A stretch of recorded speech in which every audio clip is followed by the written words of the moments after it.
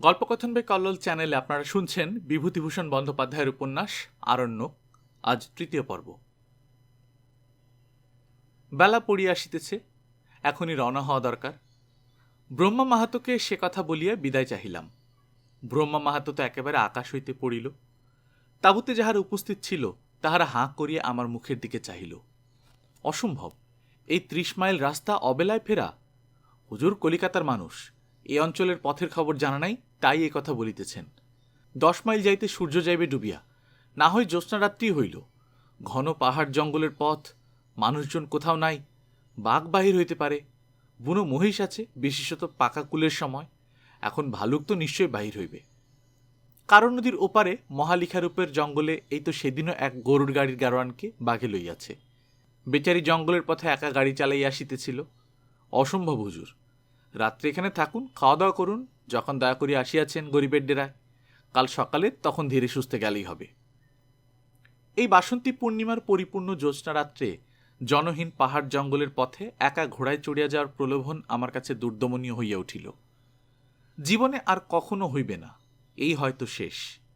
আর যে অপূর্ব বন পাহাড়ের দৃশ্য দেখিয়া আসিয়াছি পথে, জ্যোৎস্না রাত্রে, বিশেষত পূর্ণিমার জ্যোৎস্নায় তাহাদের রূপ একবার দেখিব না যদি, তবে এত কষ্ট করিয়া আসিবার কি অর্থ হয়? সকলের স্বনির্বন্ধ অনুরোধ এড়াইয়া রওনা হইলাম। ব্রহ্মা মাহাতো ঠিকই বলিয়াছিল, কারণ নদীতে পৌঁছিবার কিছু পূর্বেই টকটকে লাল সুবৃহৎ সূর্যটা পশ্চিম দিক চক্রবালে একটা অনুচ্চ শৈলমালার পেছনে অস্ত গেল। কারণ নদীর তীরের বালিয়াড়ির ওপর যখন ঘোড়া শুদ্ধ উঠিয়াছি, এবার এখান হইতে ঢালু বালির পথে নদীগর্ভে নামিব, হঠাৎ সেই সূর্যাস্তের দৃশ্য এবং ঠিক পূর্বে বহুদূরে কৃষ্ণরেখার মতো পরিদৃশ্যমান মোহনপুরা রিজার্ভ ফরেস্টের মাথায় নবোদিত পূর্ণচন্দ্রের দৃশ্য, যুগপৎ এই অস্ত ও উদয়ের দৃশ্যে থমকিয়া ঘোড়াকে লাগাম কষিয়া দাঁড় করাইলাম। সেই নির্জন অপরিচিত নদী তীরে সমস্তই যেন এক অবাস্তব ব্যাপারের মতো দেখাইতেছে। পথে সর্বত্র পাহাড়ের ঢালুতে ও ডাঙায় ছাড়া ছাড়া জঙ্গল, মাঝে মাঝে সরু পথটাকে যেন দুই দিক হইতে চাপিয়া ধরিতেছে, আবার কোথাও কিছু দূরে সরিয়া যাইতেছে। কি ভয়ঙ্কর নির্জন চারিদিক! দিন মানে যাহা একরূপ ছিল, জ্যোৎস্না উঠিবার পর মনে হইতেছে যেন অজানা ও অদ্ভুত সৌন্দর্যময় পরিরাজ্যের মধ্য দিয়ে চলিয়াছি। সঙ্গে সঙ্গে বাঘের ভয়ও হইল।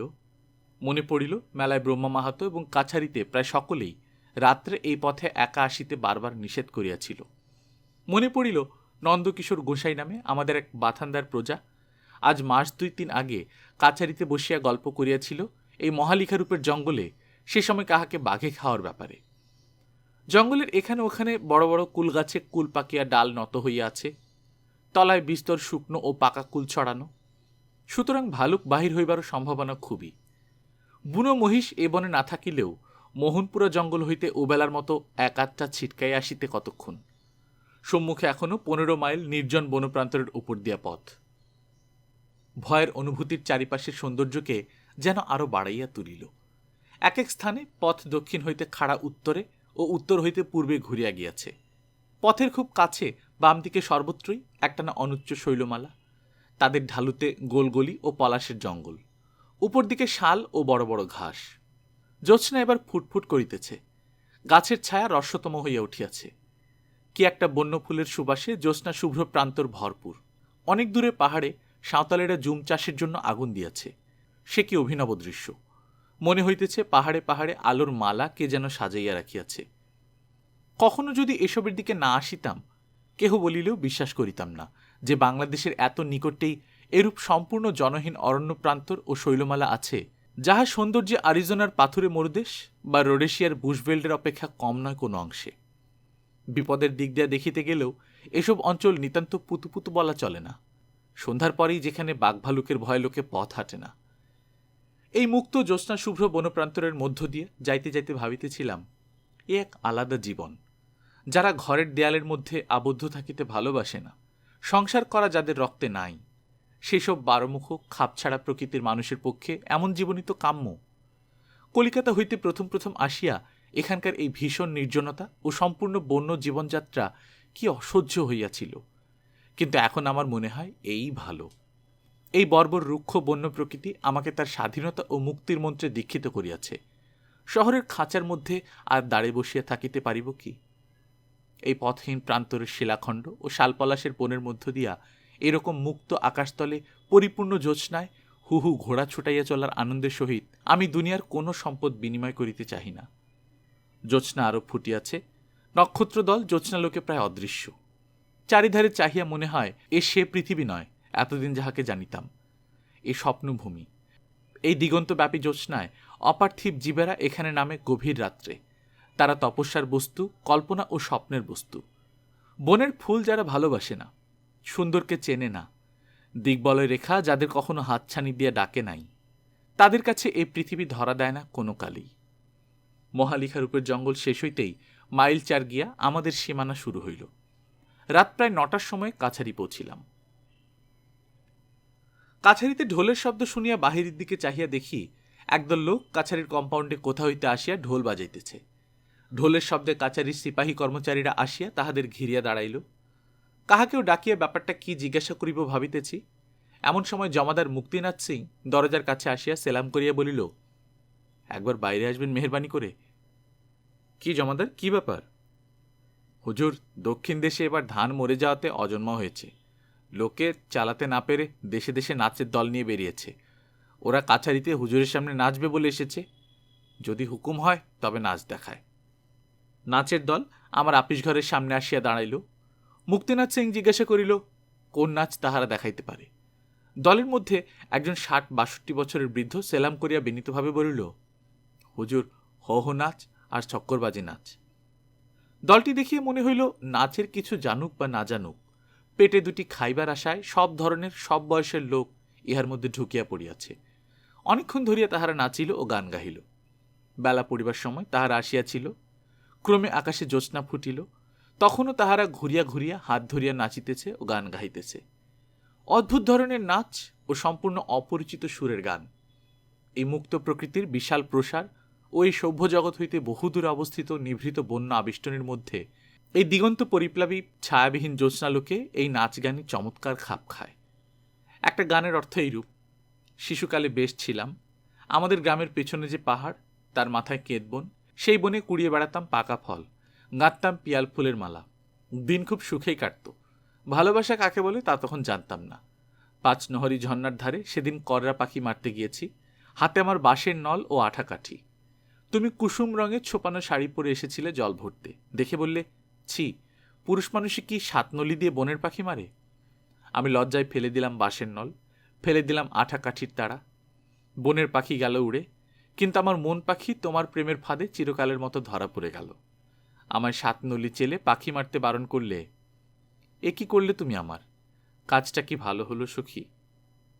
ওদের ভাষা কিছু বুঝি কিছু বুঝি না। গানগুলি সেই জন্যই বোধহয় আমার কাছে আরো অদ্ভুত লাগিল। এই পাহাড় ও পিয়ালবনের সুরে বাঁধা এদের গান এখানেই ভালো লাগিবে। ইহাদের দক্ষিণা মাত্র 4 আনা পয়সা। কাছারির আমলারা একবাকে বলিল, হুজুর, তাই অনেক জায়গায় পায় না, বেশি দিয়ে ওদের লোভ বাড়াবেন না, তাছাড়া বাজার নষ্ট হবে।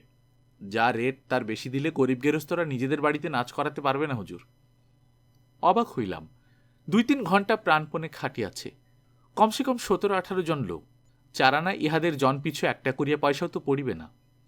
আমাদের কাছারিতে নাচ দেখাইতে এই জনহীন প্রান্তর ও বন পার হইয়া এত দূর আসিয়াছে।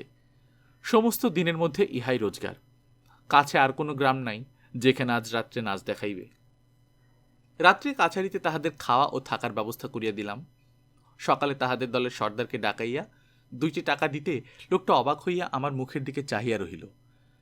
নাচ দেখিয়া খাইতে কেহই দেয় না, তাহার উপর আবার 2 টাকা দক্ষিণা। তাহাদের দলে 12-13 বছরের একটি ছেলে আছে। ছেলেটির চেহারা যাত্রা দলের কৃষ্ণ ঠাকুরের মতো। এক মাথা ঝাঁকড়া ঝাঁকড়া চুল, ভারী শান্ত, ভারী সুন্দর চোখ মুখ, কুচকুচে কালো গায়ের রং। দলের সামনে সেই প্রথম সুর ধরে ও পায়ে ঘুঙুর বাঁধিয়া নাচে যখন, ঠোঁটের কোণে হাসি মিলাইয়া থাকে। সুন্দর ভঙ্গিতে হাত দুলাইয়া দুলাইয়া মিষ্ট সুরে গায়, রাজা লিজিয়ে সালাম মে পরদেসিয়া। শুধু 2টি খাইবার জন্য ছেলেটি দলের সঙ্গে ঘুরিতেছে। পয়সার ভাগ সে বড় একটা পায় না।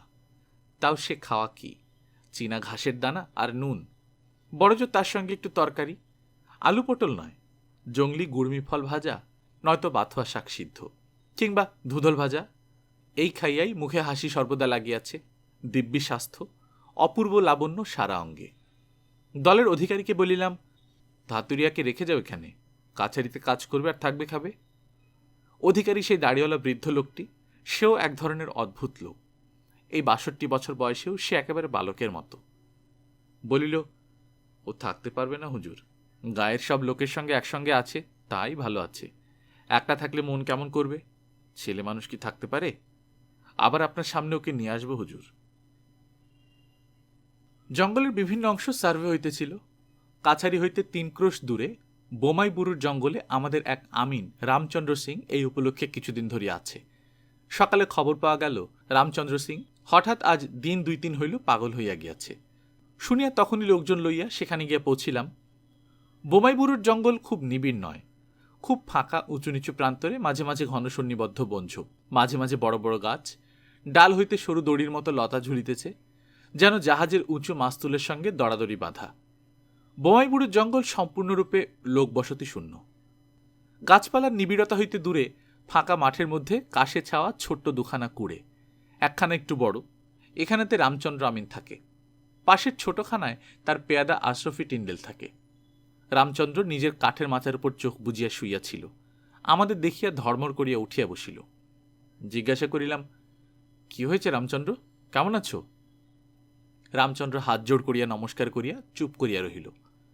কিন্তু আশরফি টিন্ডেল সে কথার উত্তর দিল, বলিল, বাবু, একটা বড় আশ্চর্য কথা, আপনি শুনলে বিশ্বাস করবেন না। আমি নিজেই কাছারিতে গিয়ে খবর দিতাম, কিন্তু আমিনবাবুকে ফেলে যাই কি করে? ব্যাপারটা আজ কদিন থেকে আমিনবাবু বলছেন একটা কুকুর এসে রাত্রে তাকে বড্ড বিরক্ত করে। আমি শুই এই ছোট ঘরে, আমিনবাবু শুয়ে থাকেন এখানে।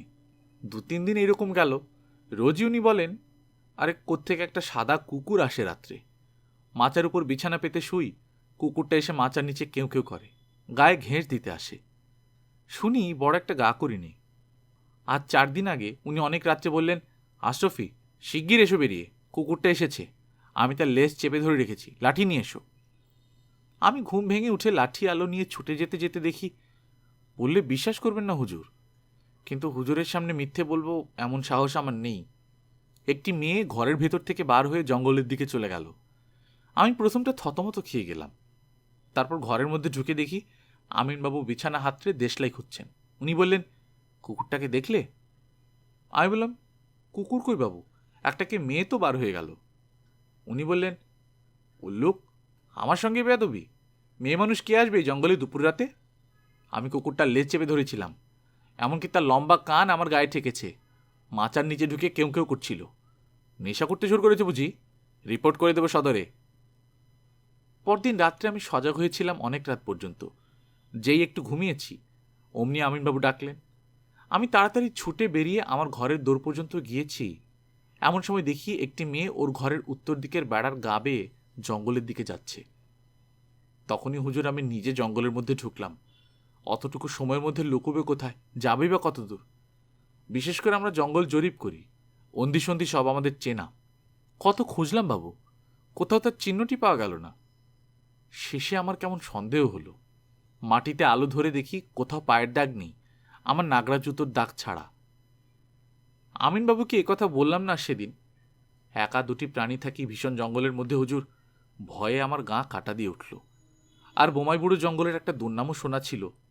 ঠাকুরদার মুখে শুনেছি বোমাইবুড়ো পাহাড়ের উপর ওই যে বটগাছটা দেখছেন দূরে, একবার তিনি পূর্ণিয়া থেকে কলাই বিক্রির টাকা নিয়ে জ্যোৎস্নারাতে ঘোড়ায় করে জঙ্গলের পথে ফিরছিলেন। ওই বটতলা এসে দেখেন একদল অল্প বয়সী সুন্দরী মেয়ে হাত ধরাধরি করে নাচছে। এদেশে বলে ওদের ডামাবানু, এক ধরনের জিনপরি, নির্জন জঙ্গলের মধ্যে থাকে, মানুষকে বেঘরে পেলে মেরেও ফেলে। হুজুর পরদিন রাত্রে আমি নিজে আমিনবাবুর তাঁবুতে শুয়ে জেগে রইলাম সারা রাত জেগে জরিপের থাকবন্দির হিসেব করতে লাগলাম। বোধহয় শেষ রাত্রের দিকে একটু তন্দ্রা এসে থাকবে। হঠাৎ কাছেই একটা কিসের শব্দ শুনে মুখ তুলে চাইলাম, দেখি আমিন সাহেব ঘুমোচ্ছেন ওর খাটে, আর খাটের নিচে কি একটা ঢুকছে। মাথা নিচু করে খাটের নিচে দেখতে গিয়েই চমকে উঠলাম। আধো আলো আধো অন্ধকারে প্রথমটা মনে হলো একটি মেয়ে যেন গুটিসুটি মেরে খাটের তলায় বসে আমার দিকে হাসি মুখে চেয়ে আছে। স্পষ্ট দেখলাম হুজুর, আপনার পায়ে হাত দিয়ে বলতে পারি। এমনকি তার মাথায় বেশ কালো চুলের গোছা পর্যন্ত স্পষ্ট দেখেছি। লণ্ঠনটা ছিল যেখানটাতে বসে হিসেব করছিলাম সেখানে, হাত ৬-৭ দূরে। আরও ভালো করে দেখব বলে লণ্ঠনটা যেমন আনতে গিয়েছি, কি একটা প্রাণী ছুটে খাটের তলা থেকে বেরিয়ে পালাতে গেল। দোরের কাছে লণ্ঠনের আলোটা বাঁকাভাবে পড়েছিল। সেই আলোতে দেখলাম একটা বড় কুকুর, কিন্তু তার আগাগোড়া সাদা। হুজুর, কালোর চিহ্ন কোথাও নেই তার গায়ে। আমিন সাহেব জেগে বললেন, কি কি? বললাম, ও কিছু নয়, একটা শেয়াল কি কুকুর ঢুকেছিল। আমিন সাহেব বললেন, কুকুর? কিরকম কুকুর? বললাম, সাদা কুকুর। আমিন সাহেব যেন একটা নিরাশার সুরে বললেন, সাদা ঠিক দেখেছ না কালো? আমি বললাম, সাদাই হুজুর। আমি যে একটু বিস্মিত না হয়েছিলাম এমন নয়, সাদা না হয়ে কালো হলেই বা আমিনবাবুর কী সুবিধা হবে তাতে বুঝলাম না। উনি ঘুমিয়ে পড়লেন, কিন্তু আমার যে কেমন একটা ভয় ও অস্বস্তি হলো, কিছুতেই চোখের পাতা বুঝতে পারলাম না। খুব সকালে উঠে খাটের নিচটা একবার কি মনে করে ভালো করে খুঁজতে গিয়ে সেখানে একগাছা কালো চুল পেলাম। এই সে চুলও রেখেছি হুজুর, মেয়ে মানুষের মাথার চুল। কোথা থেকে এলো চুল? দিব্যি কালো কুচকুচো নরম চুল। কুকুর, বিশেষত সাদা কুকুরের গায়ে এত বড় নরম কালো চুল হয় না। এই হলো গত রবিবার, অর্থাৎ আজ 3 দিনের কথা। এই 3 দিন থেকে আমিন সাহেব তো একরকম উন্মাদ হয়ে উঠেছেন। আমার ভয় করছি হুজুর, এবার আমার পালা কিনা তাই ভাবছি। গল্পটা বেশ আষাঢ়ে গোছের বটে। সে চুলগাছি হাতে করিয়া দেখিয়াও কিছু বুঝিতে পারিলাম না। মেয়ে মানুষের মাথার চুল, সে বিষয়ে আমারও কোনো সন্দেহ রহিল না। আশরাফি টিন্ডেল ছোকরা মানুষ, সে যে নেশা ভাঙ করে না এ কথা সকলেই এক বাক্যে বলিল। জনমানব শূন্য প্রান্তর ও বনঝোপের মধ্যে একমাত্র তাঁবু এই আমিনের। নিকটতম লোকালয় হইতেছে লবটুলিয়া। মেয়ে মানুষ বা কোথা হইতে আসিতে পারে অত গভীর রাত্রে, বিশেষ যখন এইসব নির্জন বনপ্রান্তরে বাঘ ও বনশুয়োরের ভয়ে সন্ধ্যার পরে আর লোকে পথ চলে না।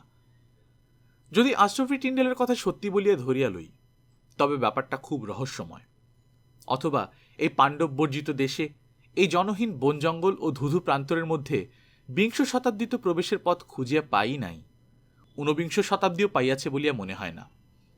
অতীত যুগের রহস্যময় অন্ধকারে এখনও এসব অঞ্চল আচ্ছন্ন। এখানে সবই সম্ভব। সেখানকার তাঁবু উঠাইয়া রামচন্দ্র আমিন ও আশরাফি টিন্ডেলকে সদর কাছারিতে লইয়া আসিলাম। রামচন্দ্রের অবস্থা দিন দিন খারাপ হইতে লাগিল। ক্রমশ সে ঘোর উন্মাদ হইয়া উঠিল। সারা রাত্রি চিৎকার করে, বকে, গান গায়। ডাক্তার আনিয়া দেখাইলাম, কিছুতেই কিছু হইল না। অবশেষে তাহার এক দাদা আসিয়া তাহাকে লইয়া গেল। এই ঘটনার একটা উপসংহার আছে, যদিও তাহা ঘটিয়াছিল বর্তমান ঘটনার 7-8 মাস পরে, তবুও এখানেই তাহা বলিয়া রাখি। এই ঘটনার 6 মাস পরে চৈত্র মাসের দিকে 2টি লোক কাছারিতে আমার সঙ্গে দেখা করিল। একজন বৃদ্ধ, বয়স 60-65 কম নয়, অন্যটি তার ছেলে, বয়স 20-22। তাহাদের বাড়ি বালিয়া জেলায়।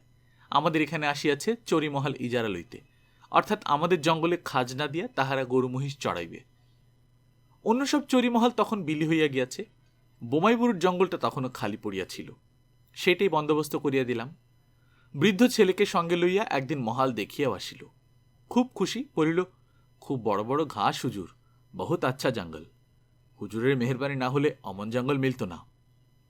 রামচন্দ্র ও আশরাফি টিন্ডেলের কথা তখন আমার মনে ছিল না, থাকিলেও বৃদ্ধের নিকট তাহা হয়তো বলিতাম না, কারণ ভয় পাইয়া সে ভাগিয়া গেলে জমিদারের লোকসান। স্থানীয় লোকেরা কেহই ও জঙ্গল ইজারা লইতে ঘেঁষে না, রামচন্দ্র আমিনের সেই ব্যাপারটার পরে। মাসখানেক পরে বৈশাখের গোড়ায় একদিন বৃদ্ধ লোকটি কাছারিতে আসিয়া হাজির, মহারাগত ভাব। তার পেছনে সেই ছেলেটি কাঁচুমাচু মুখে দাঁড়াইয়া। বলিলাম, কি ব্যাপার? বৃদ্ধ রাগে কাঁপিতে কাঁপিতে বলিল, এই বাদরটাকে নিয়ে এলাম হুজুরের কাছে দরবার করতে। ওকে আপনি পা থেকে খুলে 25 জুতো মারুন, ও জব্দ হয়ে যাক। কি হয়েছে কি? হুজুরের কাছে বলতে লজ্জা করে। এই বাঁদর এখানে এসে পর্যন্ত বিগড়ে যাচ্ছে। আমি 7-8 দিন আজ প্রায়ই লক্ষ্য করছি। লজ্জা করে বলতে হুজুর, প্রায়ই মেয়ে মানুষ ঘর থেকে বার হয়ে যায়। একটা মাত্র খুপড়ি 7-8 লম্বা, ঘাসে ছাওয়া, ও আর আমি দুজনে শুই। আমার চোখে ধুলো দিতে পারাও সোজা কথা নয়। 2 দিন যখন দেখলাম তখন ওকে জিজ্ঞেস করলাম, ও একেবারে গাছ থেকে পড়ল হুজুর? বলে, কই, আমি তো কিছু জানিনি। আরও 2 দিন যখন দেখলাম তখন একদিন দিলাম আচ্ছা করে মার। চোখের সামনে বিগড়ে যাবে ছেলে, কিন্তু তারপরেও যখন দেখলাম এই পরশু রাত্রেই হুজুর, তখন ওকে আমি হুজুরের দরবারে নিয়ে এসেছি, শাসন করে দিন। হঠাৎ রামচন্দ্র আমিনের ব্যাপারটা মনে পড়িয়া গেল। জিজ্ঞাসা করিলাম, কত রাত্রে দেখেছ? প্রায় শেষ রাত্রের দিকে হুজুর, এই রাতের 2-1 ঘড়ি বাকি থাকতে। ঠিক দেখেছ, মেয়ে মানুষ। হুজুর, আমার চোখের তেজ এখনো তত কম হয়নি। মেয়ে মানুষ, বয়সেও কম, কোনোদিন পরনে সাদা ধোয়া শাড়ি, কোনোদিন বা লাল, কোনোদিন কালো। একদিন মেয়ে মানুষটা বেরিয়ে যেতে আমি পেছন পেছন গেলাম। কাশের জঙ্গলের মধ্যে কোথায় পালিয়ে গেল টের পেলুম না। ফিরে এসে দেখি ছেলে আমার যেন খুব ঘুমের ভান করে পড়ে রয়েছে। ডাকতেই ধর্মর করে ঠেলে উঠল, যেন সদ্য ঘুম ভেঙে উঠল। এই রোগের ওষুধ কাছারি ভিন্ন হবে না, তাই হুজুরের কাছে। ছেলেটিকে আড়ালে লইয়া গিয়া জিজ্ঞাসা করিলাম, এসব কি শুনছি তোমার নামে? ছেলেটি আমার পা জড়াইয়া ধরিয়া বলিল, আমার কথা বিশ্বাস করুন হুজুর, আমি এর বিন্দু বিসর্গ জানি না। সমস্ত দিন জঙ্গলে মহিষ চড়িয়ে বেড়াই, রাতে মরার মতো ঘুমোই, ভোর হলে তবে ঘুম ভাঙে, ঘরে আগুন লাগলে আমার হুঁশ থাকে না। বলিলাম, তুমি কোনোদিন কিছু ঘরে ঢুকতে দেখোনি? না হুজুর, আমার ঘুমোলে হুঁশ থাকে না। এই বিষয়ে আর কোনো কথা হইল না। বৃদ্ধ খুব খুশি হইল, ভাবিল আমি আড়ালে লইয়া গিয়া ছেলেকে খুব শাসন করিয়া দিয়াছি। দিন 15 পরে একদিন ছেলেটি আমার কাছে আসিল, বলিল, হুজুর, একটা কথা আছে। সেবার যখন আমি বাবার সঙ্গে কাছারিতে এসেছিলাম, তখন আপনি ও কথা জিজ্ঞেস করেছিলেন কেন, যে আমি কোনো কিছু ঘরে ঢুকতে দেখেছি কিনা? কেন বলো তো? হুজুর, আমার ঘুম আজকাল খুব সজাগ হয়েছে। বাবা ওই রকম করেন বলে আমার মনে কেমন একটা ভয়ের দরুনি হোক বা যার দরুনি হোক, তাই আজ কদিন থেকে দেখছি রাত্রে একটা সাদা কুকুর কোথা থেকে আসে। অনেক রাত্রে আসে। ঘুম ভেঙে এক একদিন দেখি সেটা বিছানার কাছেই কোথায় ছিল। আমি জেগে শব্দ করতেই পালিয়ে যায়, কোনোদিন জেগে উঠলেই পালায়। সে কেমন করে বুঝতে পারে যে এইবার আমি জেগেছি? এরকম তো কদিন দেখলাম, কিন্তু কাল রাতে হুজুর একটা ব্যাপার ঘটেছে। বাপুজি জানে না, আপনাকে চুপি চুপি বলতে এলাম। কাল অনেক রাত্রে ঘুম ভেঙে দেখি কুকুরটা ঘরে কখন ঢুকেছিল দেখিনি, আস্তে আস্তে ঘর থেকে বার হয়ে যাচ্ছে। সেদিকে কাঁসের বেড়ায় জানলার মাপে কাটা ফাঁক। কুকুর বেরিয়ে যাওয়ার পর বোধহয় পলক ফেলতে যতটা দেরি হয়, তারপরে আমার সামনের জানালা দিয়ে দেখি একটি মেয়ে মানুষ জানালার পাশ দিয়ে ঘরের পেছনের জঙ্গলের দিকে চলে গেল। আমি তক্ষুনি বাইরে ছুটে গেলাম। কোথাও কিচ্ছু না, বাবাকেও জানাইনি, বুড়ো মানুষ ঘুমোচ্ছে। ব্যাপারটা কি হুজুর বুঝতে পারছি নে। আমি তাহাকে আশ্বাস দিলাম, ও কিছু নয়, চোখের ভুল। বলিলাম, যদি তাহাদের ওখানে থাকিতে ভয় করে, তাহারা কাছারিতে আসিয়া শুইতে পারে। ছেলেটি নিজের সাহসীনতায় বোধ করি কিঞ্চিত লজ্জিত হইয়া চলিয়া গেল। কিন্তু আমার অস্বস্তি দূর হইল না। ভাবিলাম, এইবার কিছু শুনিলে কাছারি হইতে 2 জন সিপাহী পাঠাইব রাত্রে ওদের কাছে শুইবার জন্যে। তখনও বুঝিতে পারি না এই জিনিসটা কত সঙ্গীন। দুর্ঘটনা ঘটিয়া গেল অতি অকস্মাৎ এবং অতি অপ্রত্যাশিতভাবে। দিন 3 পরে সকালে সবে বিছানা ছাড়িয়ে উঠিয়াছি, খবর পাইলাম কাল রাত্রে বোমাইবুড়ো জঙ্গলের বৃদ্ধ ইজারাদারের ছেলেটি মারা গিয়াছে। ঘোড়ায় চড়িয়া আমরা তক্ষণই রওনা হইলাম। গিয়া দেখি তাহারা যে ঘরটিতে থাকিত, তাহারই পিছনে কাশ ও বনঝাও জঙ্গলে ছেলেটির মৃতদেহ তখনও পড়িয়াছে। মুখে তাহার ভীষণ ভয় ও আতঙ্কের চিহ্ন। কি একটা বিভীষিকা দেখিয়া আটকাইয়া যেন মারা গিয়াছে। বৃদ্ধের মুখে শুনিলাম, শেষ রাত্রির দিকে উঠিয়া ছেলেকে সে বিছানায় না দেখিয়া তখনই লণ্ঠন ধরিয়া খোঁজাখুঁজি আরম্ভ করে, কিন্তু ভোরের পূর্বে তাহার মৃতদেহ দেখিতে পাওয়া যায় নাই। মনে হয় সে হঠাৎ বিছানা থেকে উঠিয়া কোনো কিছু অনুসরণ করিয়া বনের মধ্যে ঢোকে, কারণ মৃতদেহের কাছে একটা মোটা লাঠি ও লণ্ঠন পড়িয়াছিল। বালিমাটির ওপর ছেলেটির পায়ের দাগ ছাড়া অন্য কোনো পায়ের দাগ নাই, না মানুষ না জানোয়ার। মৃতদেহ কোনরূপ আঘাতের চিহ্ন ছিল না। বোমাইবুড়ো জঙ্গলের এই রহস্যময় ব্যাপারের কোনো মীমাংসাই হয় নাই। পুলিশ আসিয়া কিছু করিতে না পারিয়া ফিরিয়া গেল। লোকজনের মনে এমন একটা আতঙ্কের সৃষ্টি করিল ঘটনাটি, যে সন্ধ্যার বহু পূর্ব হইতে ও অঞ্চলে আর কেহ যায় না। দিন কতক তো এমন হইল যে কাছারিতে একলা নিজের ঘরটিতে শুইয়া বাহিরের ধবধবে সাদা ছায়াহীন উদাস নির্জন জ্যোৎস্নারাত্রির দিকে চাহিয়া কেমন একটা অজানা আতঙ্কে প্রাণ কাঁপিয়া উঠিত। মনে হইত কলিকাতায় পালাই, এইসব জায়গায় ভালো নয়। এর জ্যোৎস্না ভরা নৈশ প্রকৃতি রূপকথার রাক্ষসী রানীর মতো তোমাকে ভুলাইয়া বেঘরে লইয়া গিয়া মারিয়া ফেলিবে। যেন এসব স্থান মানুষের বাসভূমি নয় বটে, কিন্তু ভিন্ন লোকের রহস্যময় অশরীরী প্রাণীদের রাজ্য। বহুকাল ধরিয়া তাহারাই বসবাস করিয়া আসিতেছিল। আজ হঠাৎ তাদের সেই গোপন রাজ্যে মানুষের অনধিকার প্রবেশ তাহারা পছন্দ করে নাই। সুযোগ পাইলেই প্রতিহিংসা লইতে ছাড়িবে না। প্রথম রাজু পাড়ের সঙ্গে যেদিন আলাপ হইল, সেদিনটা আমার বেশ মনে হয় আজও। কাছারিতে বসিয়া কাজ করিতেছি, একটি গৌরবর্ণ সুপুরুষ ব্রাহ্মণ আমাকে নমস্কার করিয়া দাঁড়াইল। তাহার বয়স 55-56 হইবে। কিন্তু তাহাকে বৃদ্ধ বলিলে ভুল করা হয়, কারণ তাহার মতো সুগঠিত দেহ বাংলাদেশে অনেক যুবকেরও নাই। কপালে তিলক, গায়ে একখানি সাদা চাদর, হাতে একটা ছোট পুঁটুলি। আমার প্রশ্নের উত্তরে লোকটি বলিল, সে বহুদূর হইতে আসিতেছে, এখানে কিছু জমি বন্দোবস্ত লইয়া চাষ করিতে চায়। অতি গরিব, জমির সেলামি দিবার ক্ষমতা তাহার নাই। আমি সামান্য কিছু জমি স্টেটের সঙ্গে আধা বখরায় বন্দোবস্ত দিতে পারি কিনা। এক ধরনের মানুষ আছে, নিজের সম্বন্ধে বেশি কথা বলিতে জানে না, কিন্তু তাহাদের মুখের ভাব দেখিলেই মনে হয় যে সত্যিই বড় দুঃখী। রাজু পাড়িকে দেখিয়া আমার মনে হইল, এ অনেক আশা করিয়া ধরমপুর পরগনা হইতে এতদূর আসিয়াছে জমির লোভে।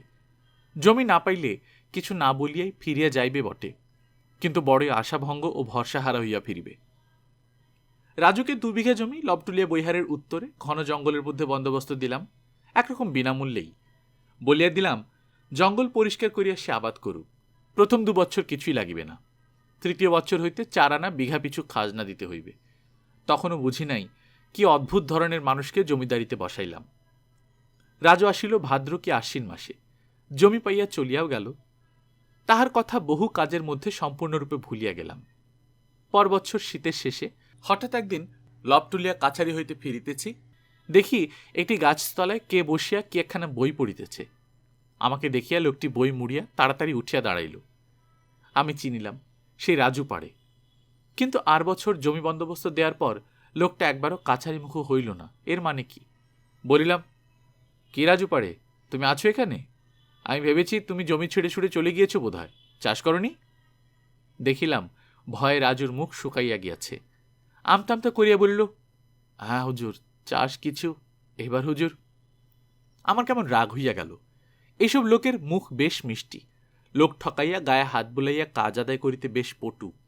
বলিলাম, 1.5 বছর তোমার চুলের টিকি তো দেখা যায়নি, দিব্যি স্টেটকে ঠকিয়ে ফসল ঘরে তুলছ। কাছারির ভাগ দেওয়ার যে কথা ছিল তা বোধহয় তোমার মনে নেই। রাজু এবার বিস্ময়পূর্ণ বড় বড় চোখ তুলি আমার দিকে চাহিয়া বলিল, ফসল হুজুর, সে তো ভাগ দেবার কথা আমার মনেই ওঠেনি, সে চীনা ঘাসের দানা। কথাটা বিশ্বাস হইল না। বলিলাম, চীনার দানা খাচ্ছ 6 মাস, অন্য ফসল নেই কেন, মকাই করনি? না হুজুর, বড্ড গজার জঙ্গল, একা মানুষ ভরসা করে উঠতে পারেনি। 15 কাঠা জমি অতি কষ্টে তৈরি করেছি। আসুন না হুজুর, একবার দয়া করে পায়ের ধুলো দিয়ে যান।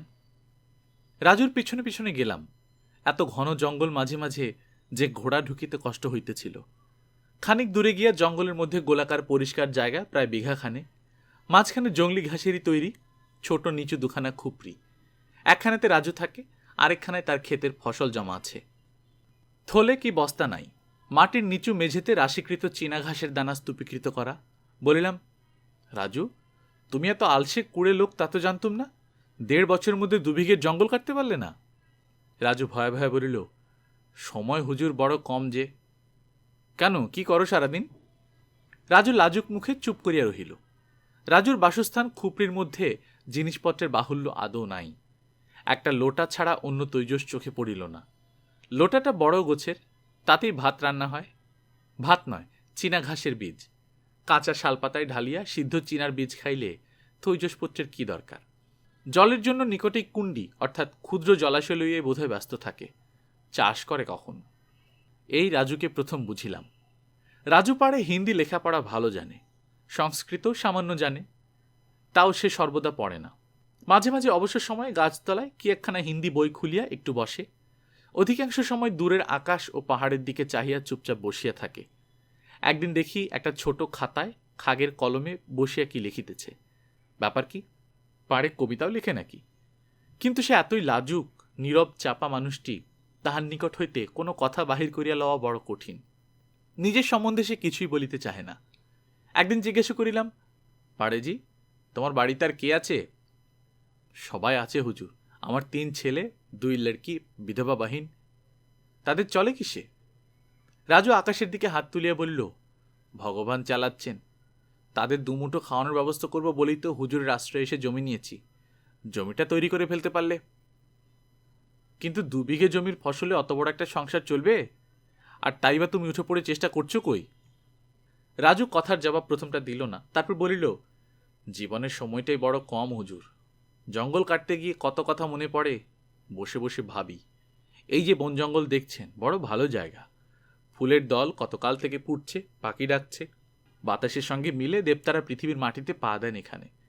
টাকার লোভ, পাওনা দেনার কাজ যেখানে চলে সেখানকার বাতাস বিষিয়ে ওঠে, সেখানে ওরা থাকেন না। কাজেই এখানে দা কুড়ুল হাতে করলেই দেবতারা এসে হাত থেকে কেড়ে নেন। কানে চুপি চুপি এমন কথা বলেন যাতে বিষয় সম্পত্তি থেকে মন অনেক দূরে চলে যায়। দেখিলাম রাজু কবি বটে, দার্শনিকও বটে। বলিলাম, কিন্তু রাজু, দেবতারা তো এমন কথা বলেন না যে বাড়িতে খরচ পাঠিও না, ছেলেপুলে উপোস করুক।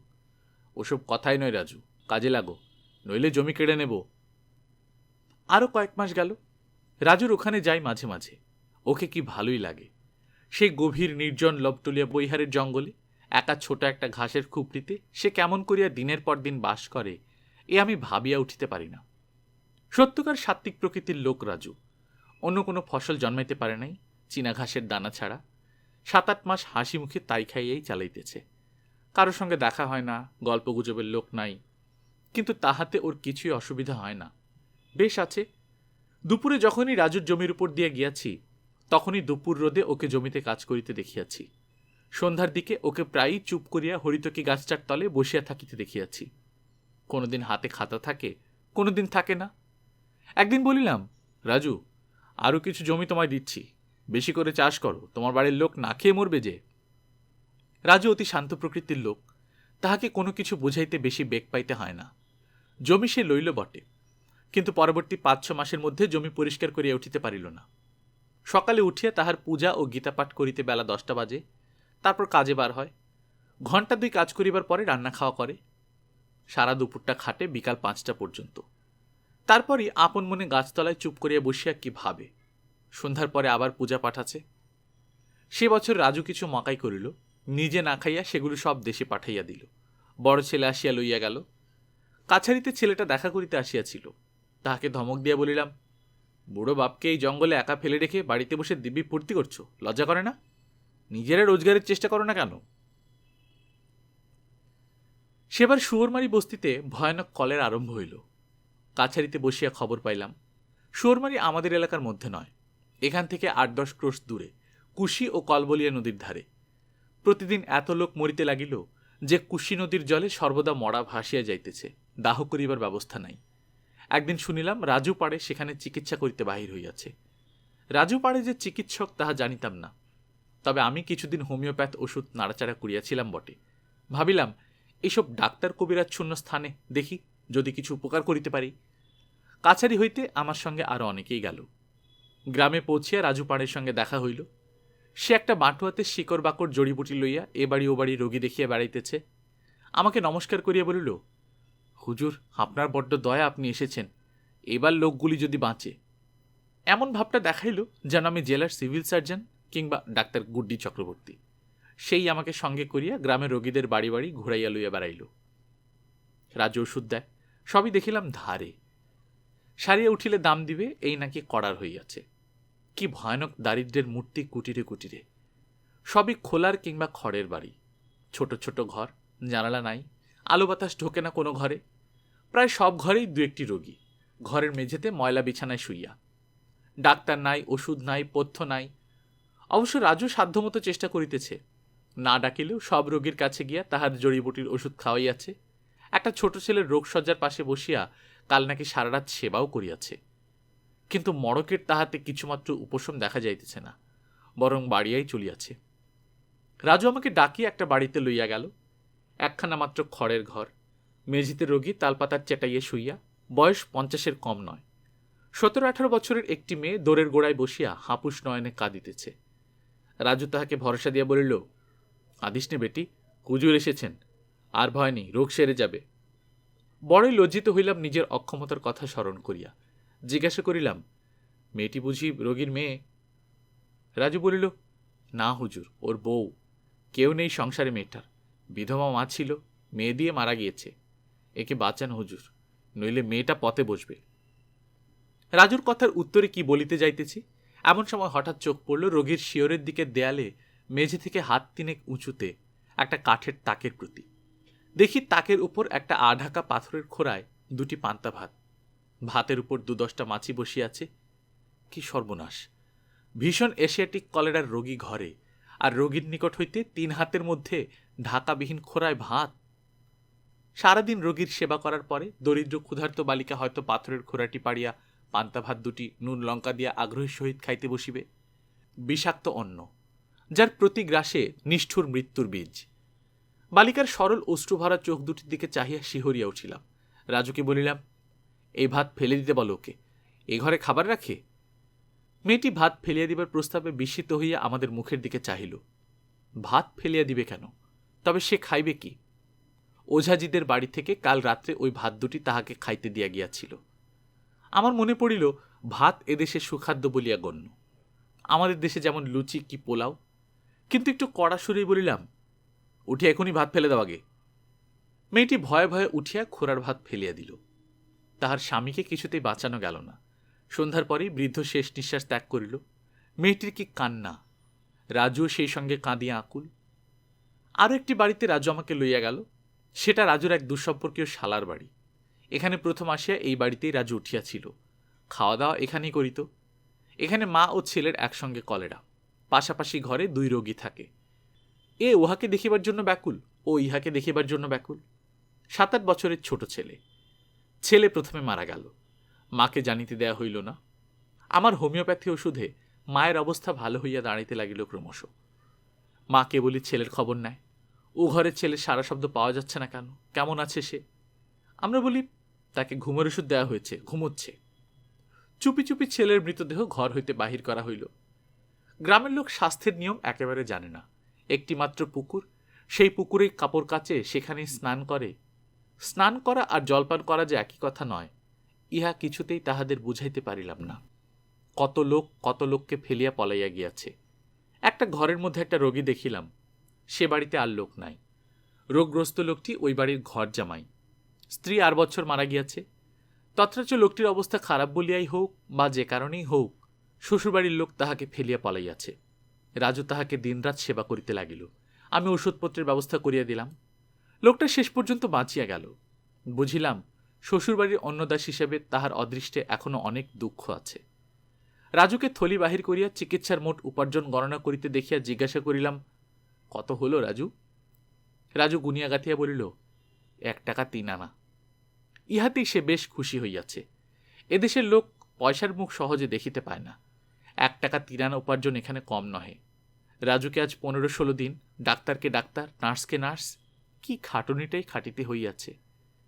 অনেক রাত্রে গ্রামের মধ্যে কান্নাকাটির রব শোনা গেল। আবার একজন মরিল। রাত্রে ঘুম হইল না। গ্রামের অনেকেই ঘুমায় নাই। ঘরের সামনে বড় বড় কাঠ জ্বালাইয়া আগুন করিয়া গন্ধক পোড়াইতেছে ও আগুনের চারিধারে ঘিরিয়া বসিয়া গল্পগুজব করিতেছে। রোগের গল্প, মৃত্যুর খবর ছাড়া ইহাদের মুখে অন্য কোনো কথা নাই।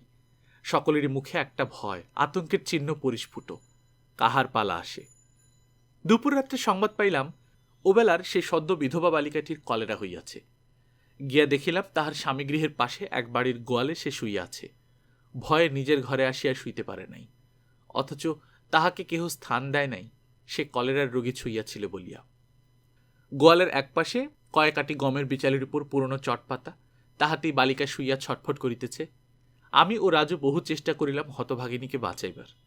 একটি লণ্ঠন, একটু জল কোথাও পাওয়া যায় না। উঁকি মারিয়া কেহ দেখিতে পর্যন্ত আসিল না। আজকাল এমন আতঙ্কের সৃষ্টি হইয়াছে যে কলেরা কাহারে হইলে তাহার ত্রিসীমানায় লোকে ঘেঁষে না। রাত ফর্সা হইল। রাজুর খুব নাড়ী জ্ঞান। হাত দেখিয়া বলিল, এ হুজুর সুবিধে নয় গতি। তো আর কি করিব? নিজে ডাক্তার নয়, স্যালাইন দিতে পারিলে হইত। এই অঞ্চলে তেমন ডাক্তার কোথাও নাই। সকাল 9টায় বালিকা মারা গেল। আমরা না থাকিলে তাহার মৃতদেহ কেহ বাহির করিতে আসিত কিনা সন্দেহ। আমাদের অনেক তদবির ও অনুরোধে জন্দুই আহির চাষি বাঁশ লইয়া আসিয়া মৃতদেহ বাঁশের সাহায্যে ঠেলিতে ঠেলিতে নদীর দিকে লইয়া গেল। রাজু বলিল, বেঁচে গেল হুজুর, বিধবা বেওয়া অবস্থায়, তাতে ছেলে মানুষ, কি খেত, কে ওকে দেখত? বলিলাম, তোমাদের দেশ বড় নিষ্ঠুর রাজু। আমার মনে কষ্ট রহিয়া গেল যে আমি তাহাকে তাহার মুখের অত স্বাদের ভাত দুটি খাইতে দিই নাই। নিস্তব্ধ দুপুরে দূরে মহালিখারূপের পাহাড় ও জঙ্গল অপূর্ব রহস্যময় দেখাইত। কতবার ভাবিয়াছি একবার গিয়া পাহাড়টা ঘুরিয়া দেখিয়া আসিব, কিন্তু সময় হইয়া উঠে নাই। শুনিতাম মহালিখারূপের পাহাড় দুর্গম বনাকীর্ণ, শঙ্খচূড় সাপের আড্ডা, বন মোরগ, দুষ্প্রাপ্য বন্য চন্দ্রমল্লিকা, বড় বড় ভাল্লুক ঝোড়ে ভর্তি। পাহাড়ের উপর জল নাই বলিয়া, বিশেষত ভীষণ শঙ্খচূড় সাপের ভয়ে এই অঞ্চলের কাঠুরিয়ারাও কখনো ওখানে যায় না। দিক চক্রবালে দীর্ঘ নীলরেখার মতো পরিদৃশ্যমান এই পাহাড় ও বন দুপুরে, বিকালে, সন্ধ্যায় কত স্বপ্ন আনে মনে।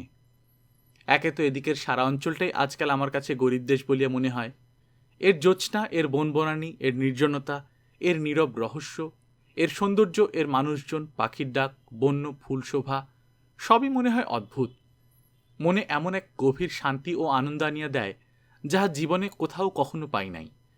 তার উপর বেশি করে অদ্ভুত লাগে ওই মহালিখারূপের শৈলমালা ও মোহনপুরা রিজার্ভ ফরেস্টের সীমারেখা।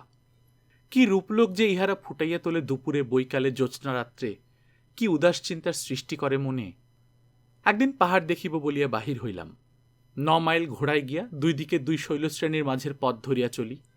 দুই দিকের শৈলশানু বনে ভরা। পথের ধারে দুই দিকের বিচিত্র ঘন বনঝোপের মধ্য দিয়া সুড়িপথ আঁকিয়া চলিয়াছে, কখনো উঁচু নিচু, মাঝে মাঝে ছোট ছোট পার্বত্য ঝর্ণা উপলাশ্রিত পথে বহিয়া চলিয়াছে। বন্য চন্দ্রমল্লিকা ফুটিতে দেখি নাই, কারণ তখন শরৎকাল, চন্দ্রমল্লিকা ফুটিবার সময় নয়। কিন্তু কি অজস্র বন্য শেফালি বৃক্ষ বনের সর্বত্র। ফুলের খই ছড়াইয়া রাখিয়াছে বৃক্ষতলে, শিলাখণ্ডে, ঝর্ণার উপলাকীর্ণ তীরে।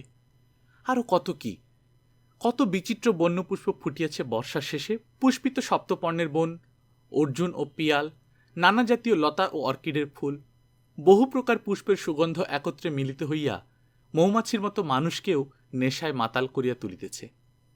এতদিন এখানে আছি, এই সৌন্দর্য ভূমি আমার কাছে অজ্ঞাত ছিল। মহালিখারূপের জঙ্গল ও পাহাড়কে দূর হইতে ভয় করিয়া আসিয়াছি। বাঘ আছে, সাপ আছে, ভাল্লুকের নাকি লেখাজোখা নাই। এই পর্যন্ত তো একটা ভালুক ঝোড় কোথাও দেখিলাম না। লোকে যতটা বাড়াইয়া বলে ততটা নয়। ক্রমে পথটার দুধারে বন ঘনাইয়া পথটাকে যেন দুদিক হইতে চাপিয়া ধরিল। বড় বড় গাছের ডালপালা পথের উপর চন্দ্রাতপের সৃষ্টি করিল। ঘন সন্নিবিষ্ট কালো কালো গাছের গুড়ি, তাদের তলায় কেবলই নানা জাতীয় ফার্ন, কোথাও বড় গাছেরই চারা। সামনে চাহিয়া দেখিলাম পথটা উপরের দিকে ঠেলিয়া উঠিতেছে। বন আরও কৃষ্ণায়মান। সামনে একটা উত্তুঙ্গ শৈলচূড়া, তাহার অনাবৃত শিখর দেশের অল্প নিচেই যেসব বন্য পাদক, এত নিচু হইতে সেগুলো দেখাইতেছে যেন ছোট ছোট শাওড়া গাছের ঝোপ। অপূর্ব গম্ভীর শোভা এই জায়গাটার। পথ বাহিয়া পাহাড়ের উপর অনেক দূর উঠিলাম, আবার পথটা নামিয়া গড়াইয়া গিয়াছে। কিছুদূর নামিয়া আসিয়া একটা পিয়ালতলায় ঘোড়া বাঁধিয়া শিলাখণ্ডে বসিলাম। উদ্দেশ্য শ্রান্ত অশ্বকে কিছুক্ষণ বিশ্রামের অবকাশ দেয়া। সেই উত্তুঙ্গ শৈলচূড়া হঠাৎ কখন বাম দিকে গিয়া পড়িয়াছে, পার্বত্য অঞ্চলের এই মজার ব্যাপার কতবার লক্ষ্য করিয়াছি। কোথা দিয়া কোনটা ঘুরিয়া গিয়া আধরসী পথের ব্যবধানে দুটি সম্পূর্ণ ভিন্ন দৃশ্যের সৃষ্টি করে। এই যাহাকে ভাবিতেছি খাড়া উত্তর অবস্থিত, 2 কদম যাইতে না যাইতে সেটা কখন দেখি পশ্চিমে ঘুরিয়া দাঁড়াইয়াছে। চুপ করিয়া কতক্ষণ বসিয়া রহিলাম। কাছেই বনের মধ্যে কোথা একটা ঝর্ণার কলমর্মর সেই শৈলমালা বেষ্টিত বনানীর গভীর নিস্তব্ধতাকে আরও বাড়াইয়া তুলিয়াছে। আমার চারিধারেই উঁচু উঁচু শৈলচূড়া, তাদের মাথায় শরতের নীল আকাশ। কতকাল হইতে এই বন পাহাড় এই একরকমই আছে। সুদূর অতীতের আর্যেরা খাইবার গিরিবর্ত্ম পার হইয়া প্রথম যেদিন পঞ্চনদে প্রবেশ করিয়াছিল, এই বন তখনও এইরকমই ছিল। বুদ্ধদেব নববিবাহিত তরুণী পত্নীকে ছাড়িয়া যে রাত্রে গোপনে গৃহত্যাগ করেন, সেই অতীত রাত্রিতে এই গিরিচূড়া গভীর রাত্রির চন্দ্রালোকে আজকালের মতোই হাসিত। তমসা তীরের পণ্য কুটিরে কবি বাল্মীকি এক মনে রামায়ণ লিখিতে লিখিতে কবে চমকিয়া উঠিয়া দেখিয়াছিলেন সূর্য অস্তাচল চূড়াবলম্বী। তমসার কালে কালে রক্ত মেঘস্তূপের ছায়া পড়িয়া আসিয়াছে, আশ্রম মৃগ আশ্রমে ফিরিয়াছে। সেদিনটিতেও পশ্চিম দিগন্তের শেষ রাঙা আলোয় মহালিখারূপের শৈলচূড়া ঠিক এমনই অনুরঞ্জিত হইয়াছিল। আজ আমার চোখের সামনে ধীরে ধীরে যেমন হইয়া আসিতেছে। সেই কতকাল আগে যেদিন চন্দ্রগুপ্ত প্রথম সিংহাসনে আরোহণ করেন, গ্রিকরাজ হেলিওডোরাস গরুর ধ্বজস্তম্ভ নির্মাণ করেন, রাজকন্যা সংযুক্তা যেদিন স্বয়ম্বর সভায় পৃথ্বীরাজের মূর্তির গলায় মাল্যদান করেন, সামুগড়ের যুদ্ধে হারিয়া হতভাগ্য দ্বারা যে রাত্রে আগ্রা হইতে গোপনে দিল্লি পলাইলেন, চৈতন্যদেব যেদিন শ্রীবাসের ঘরে সংকীর্তন করেন, যে দিনটিতে পলাশীর যুদ্ধ হইল, মহালিখারূপের ওই শৈলচূড়া, এই বনানী ঠিক এমনিই ছিল। তখন কাহারা বাস করিত এইসব জঙ্গলে? জঙ্গলের অনতি দূরে একটা গ্রাম দেখিয়া আসিয়াছিলাম, কয়েকখানি মাত্র খড়ের ঘর আছে। মহু আবিজ ভাঙিয়া তৈল বাহির করিবার জন্য 2 খণ্ড কাঠের তৈরি একটা ঢেকির মতো কি আছে। আরেকটা বুড়িকে দেখিয়াছিলাম। তাহার বয়স ৮০-৯০ হইবে। সনের নুড়ি চুল, গায়ে খড়ি উড়িতেছে, রৌদ্রে বসিয়া বোধ করি মাথার উকুন বাঁচিতেছিল, ভারতচন্দ্রের জরতি বেশধারিণী অন্নপূর্ণার মতো। এখানে বসিয়া সেই বুড়িটার কথা মনে পড়িল। এই অঞ্চলের বন্য সভ্যতার প্রতীক ওই প্রাচীন বৃদ্ধা। পূর্বপুরুষের এই বন জঙ্গলে বহু সহস্র বছর ধরিয়া বাস করিয়া আসিতেছে। যীশুখ্রিস্ট যেদিন ক্রুশে বিদ্ধ হইয়াছিলেন, সেদিনও উহারা মোহ আবেশ ভাঙিয়া যেরূপ তৈল বাহির করিত, আজ সকালেও সেইরূপ করিয়াছে। হাজার হাজার বছর ধরিয়া নিশ্চিহ্ন হইয়া গিয়াছে অতীতের ঘন কুজ্ঝটিকায়। উহারা আজও সাতনলি ও আঠাকাঠি দিয়া সেইরূপী পাখি শিকার করিতেছে। ঈশ্বর সম্বন্ধে, জগৎ সম্বন্ধে উহাদের চিন্তাধারা বিন্দুমাত্র অগ্রসর হয় নাই। ওই বুড়ির দৈনন্দিন চিন্তাধারা কি জানিবার জন্য আমি আমার ১ বছরের উপার্জন দিতে প্রস্তুত আছি। বুঝি না কেন এক এক জাতির মধ্যে সভ্যতার কি বীজ লুকায়িত থাকে। তাহারা যতদিন যায় তত উন্নতি করে, আবার অন্য জাতি হাজার বছর ধরিয়াও সেই এক স্থানে স্থানুবৎ নিশ্চল হইয়া থাকে কেন? বর্বর আর্যজাতি ৪-৫ হাজার বছরের মধ্যে বেদ, উপনিষদ, পুরাণ, কাব্য, জ্যোতির্বিদ্যা, জ্যামিতি, চরক সুশ্রুত লিখিল, দেশ জয় করিল, সাম্রাজ্য পত্তন করিল, ভেনাস দ্য মিলোর মূর্তি, পার্থেনন, তাজমহল, কোন ক্যাথিড্রাল গড়িল, দরবারি কানাডা ও 5th সিম্ফনির সৃষ্টি করিল, এরোপ্লেন, জাহাজ, রেলগাড়ি, বেতার, বিদ্যুৎ আবিষ্কার করিল। অথচ পাপুয়া নিউগিনি, অস্ট্রেলিয়ার আদিম অধিবাসীরা, আমাদের দেশের ওই মুন্ডা, কোল, নাগা, কুকিগণ যেখানে সেখানেই কেন রহিয়াছে এই ৫,০০০ বছর? অতীতে কোনো দিনে এই যেখানে বসিয়া আছি, এখানে ছিল মহাসমুদ্র। প্রাচীন সেই মহাসমুদ্রের ঢেউ আসিয়া আছাড় খাইয়া পড়িত ক্যাম্বিয়ান যুগের এই বালুময় তীরে। এখন যাহা বিরাট পর্বতে পরিণত হইয়াছে, এই ঘন অরণ্যানীর মধ্যে বসিয়া অতীত যুগের সেই নীল সমুদ্রের স্বপ্ন দেখিলাম। পুরা যত স্রোতপুলীন মধুনা তত্র সরিতাম। এই বালুপ্রস্তরের শৈলচূড়ায় সেই বিস্তৃত অতীতের মহাসমুদ্র বিক্ষুব্ধ উর্মিমালার চিহ্ন রাখিয়া গিয়াছে। অতি স্পষ্ট সে চিহ্ন, ভূতত্ত্ববিদের চোখে ধরা পড়ে। মানুষ তখন ছিল না, এই ধরনের গাছপালাও ছিল না। যে ধরনের গাছপালা জীবজন্তু ছিল, পাথরের বুকে তারা তাদের ছাঁচ রাখিয়া গিয়াছে, যে কোনো মিউজিয়ামে গেলে দেখা যায়। বৈকালের রোদ রাঙা হইয়া আসিয়াছে মহালিখারূপ পাহাড়ের মাথায়, শেফালি বনের গন্ধভরা বাতাসে হেমন্তের হিমের ঈষৎ আমেজ। আজ এখানে বিলম্ব করা উচিত হইবে না। সম্মুখে কৃষ্ণ একাদশীর অন্ধকার রাত্রি, বনমধ্যে কোথায় একদল শেয়াল ডাকিয়া উঠিল। ভালুক বা বাঘ পথ না আটকায়। ফিরিবার পথে এই দিন প্রথম বন্যময়ূর দেখিলাম বনান্তস্থলিতে শিলাখণ্ডের উপর। এক জোড়া ছিল। আমার ঘোড়া দেখিয়া ভয় পাইয়া ময়ূরটা উড়িয়া গেল, তাহার সঙ্গিনী কিন্তু নড়িল না। বাঘের ভয়ে আমার তখন দেখিবার অবকাশ ছিল না, তবু একবার সেটার সামনে থমকিয়া দাঁড়াইলাম। বন্যময়ূর কখনো দেখি নাই। লোকে বলিত এই অঞ্চলে ময়ূর আছে, আমি বিশ্বাস করিতাম না, কিন্তু বেশিক্ষণ বিলম্ব করিতে ভরসা হইল না। কি জানি, মহালিখারূপের বাঘের গুজবটাও যদি এরকম সত্য হইয়া যায়। দেশের জন্য মন কেমন করা একটি অতি চমৎকার অনুভূতি। যারা চিরকাল এক জায়গায় কাটায়, স্বগ্রাম ও তাহার নিকটবর্তী স্থান ছাড়িয়া নড়ে না, তাহারা জানে না ইহার বৈচিত্র্য। দূর প্রবাসে আত্মীয় স্বজন শূন্য স্থানে দীর্ঘদিন যে বাস করিয়াছে, সে জানে বাংলাদেশের জন্য, বাঙালির জন্য, নিজের গ্রামের জন্য, দেশের প্রিয় আত্মীয় স্বজনের জন্য মন কিরকম হুহু করে। অতি তুচ্ছ পুরাতন ঘটনাও তখন অপূর্ব বলিয়া মনে হয়। মনে হয় যাহা হইয়া গিয়াছে, জীবনে আর তাহা হইবার নহে। পৃথিবী উদাস হইয়া যায়। বাংলাদেশের প্রত্যেকটা জিনিস অত্যন্ত প্রিয় হইয়া ওঠে। এখানে বছরের পর বছর কাটাইয়া আমারও ঠিক সেই অবস্থা ঘটিয়াছে। কতবার সদরে ছুটির জন্য চিঠি লিখিব ভাবিয়াছি, কিন্তু কাজ এত বেশি সবসময়ই হাতে আছে যে ছুটি চাহিতে সংকোচ বোধ হয়। অথচ এই জনশূন্য পাহাড় জঙ্গলে বাঘ ভাল্লুক নীলগাইয়ের দেশে মাসের পর মাস, বছরের পর বছর একা কাটানো কি যে কষ্ট! প্রাণ হাঁপাইয়া ওঠে এক এক সময়। বাংলাদেশ ভুলিয়া গিয়াছি। কতকাল দুর্গোৎসব দেখি নাই, চড়কের ঢাক শুনি নাই, দেবালয়ের ধুনা গুগগুলের সৌরভ পাই নাই, বৈশাখী প্রভাতে পাখির কলকুজন উপভোগ করে নাই, বাঙালি গৃহস্থালির সে শান্ত পুত ঘরকন্যা, জলচৌকিতে পিতল কাঁসার তৈজসপত্র, পিড়িতে আলপনা, কুলুঙ্গিতে লক্ষ্মীর কড়ির চুপড়ি, সেসব যেন বিস্তৃত অতীত এক জীবন স্বপ্ন। শীত গিয়া যখন বসন্ত পড়িয়াছে, তখন আমার এই ভাবটা অত্যন্ত বেশি বাড়িল। সেই অবস্থায় ঘোড়ায় চড়িয়া সরস্বতী কুণ্ডীর ওদিকে বেড়াইতে গেলাম। একটা নিচু উপত্যকায় ঘোড়া হইতে নামিয়া চুপ করিয়া দাঁড়াইলাম। আমার চারিদিক ঘিরিয়া উঁচু মাটির পাড়, তাহার উপর দীর্ঘ দীর্ঘ কাশ ও বনঝাউয়ের ঘন জঙ্গল। ঠিক আমার মাথার উপর খানিকটা নীল আকাশ। একটা কণ্টকময় গাছে বেগুনি রঙের ঝাড় ঝাড় ফুল ফুটিয়াছে, বিলাতি কর্নফ্লাওয়ার ফুলের মতো দেখিতে। একটা ফুলের বিশেষ কোনো শোভা নাই, অজস্র ফুল একত্র দলবদ্ধ হইয়া অনেকখানি জায়গা জুড়িয়া দেখাইতেছে ঠিক বেগুনি রঙের একখানি শাড়ির মতো। বর্ণহীন বৈচিত্র্যহীন অর্ধশুষ্ক কাশ জঙ্গলের তলায় ইহারা খানিকটা স্থানে বসন্তোৎসবে মাতিয়াছে। ইহাদের উপরে প্রবীণ বিরাট বনঝাউয়ের স্তব্ধ রুক্ষ অরণ্য এদের ছেলেমানুষীকে নিতান্ত অবজ্ঞা ও উপেক্ষার চোখে দেখিয়া অন্যদিকে মুখ ফিরাইয়া প্রবীণতার ধৈর্যে তাহা সহ্য করিতেছে। সেই বেগুনি রঙের জংলি ফুলগুলি আমার কানে শুনাইয়া দিল বসন্তের আগমন বাণী। বাতাবি লেবুর ফুল নয়, ঘেটু ফুল নয়, আম্রমুকুল নয়, কামিনী ফুল নয়, রক্তপলাশ বা শিমুল নয়, কি একটা নামগোত্রহীন রূপহীন নগণ্য জংলি কাটা গাছের ফুল। আমার কাছে কিন্তু তাহাই কানন ভরা বনভরা বসন্তের কুসুমরাজির প্রতীক হইয়া দেখা দিল। কতক্ষণ সেখানে একমনে দাঁড়াইয়া রহিলাম। বাংলাদেশের ছেলে আমি, কতগুলি জংলি কাটার ফুল যে ডালি সাজাইয়া বসন্তের মান রাখিয়াছে, এ দৃশ্য আমার কাছে নূতন। কিন্তু কি গম্ভীর শোভা উঁচু ডাঙার উপরকার অরণ্যের!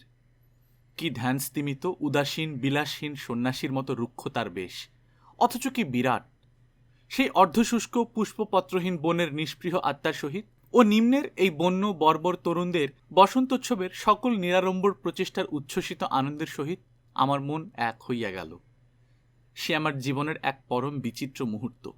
কতক্ষণ দাঁড়াইয়া আছি, দু একটা নক্ষত্র উঠিল মাথার উপরকার সেই নীল আকাশের ফালিটুকুতে।